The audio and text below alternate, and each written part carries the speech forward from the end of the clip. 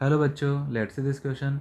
If a particle is moving along a straight line and following is the graph showing acceleration varying with the time, then choose correct statement at t equals to 0, x equal to 0 and v naught is equal to 7 metre पर second.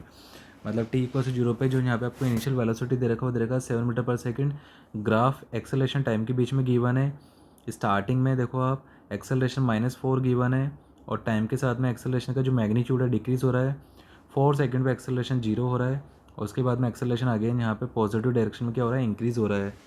Options are given here. तो अगर हम लोग बात करें eighty का जो area है, एटी का एरिया किसे देता है, चेंज इन वेलोसिटी को देता है. तो area of eighty graph, area of eighty graph gives change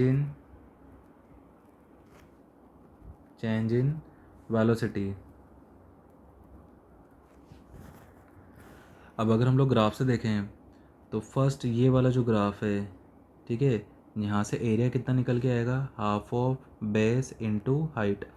मतलब ये निकल के आएगा यहाँ पे 8, राइट. तो इसका मतलब स्टार्टिंग में, मतलब अगर 0 से 4 सेकंड की बात करें तो वेलोसिटी में चेंज कितने का होगा, वेलोसिटी में चेंज यहाँ पे होगा 8 का.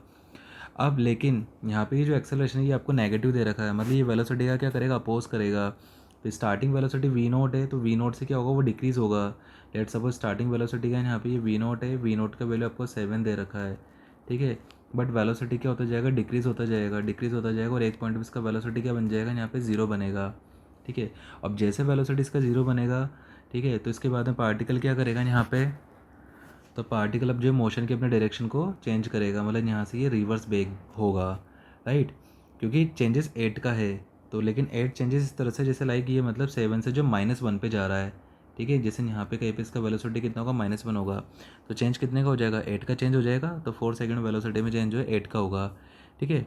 अब ऑप्शंस पे आते हैं अगर हम लोग, तो ऑप्शन डी में ये बोला गया इट्स वेलोसिटी कैन बिकम 0, तो इसकी वेलोसिटी 0 हो सकती है, ठीक है. तो ऑप्शन डी तो सही है. और ऑप्शन बी में बोला है कि इसकी वेलोसिटी कभी 0 नहीं होगी, तो ऑप्शन बी क्या होगा यहाँ पे, रॉन्ग होगा, क्योंकि वेलोसिटी बीच में कहीं पे 0 भी होगी. अब इसके बाद की अगर आगे की हम लोग एरिया की बात करें तो ये एरिया अगेन कितना आएगा, ये एरिया अगेन यहाँ से 8 मीटर पर सेकंड आएगा, ठीक है. लेकिन अब ये जो एक्सेलरेशन होगा यहाँ पे, एक्सेलरेशन पॉजिटिव है, मतलब ये वेलोसिटी का क्या करेगा, यहाँ पे अब सपोर्ट करेगा. अब यहाँ जो वेलोसिटी में चेंज आ रहा है वो आगे 8 मीटर पर सेकंड का आ रहा है, ठीक है. तो इसका मतलब पार्टिकल जो है वो आगे फॉरवर्ड मोशन करेगा, ठीक है. तो हम लोग आगे क्या लिख सकते हैं यहाँ पे, the displacement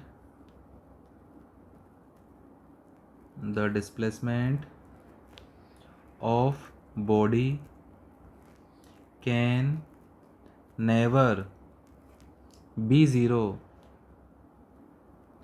as the particle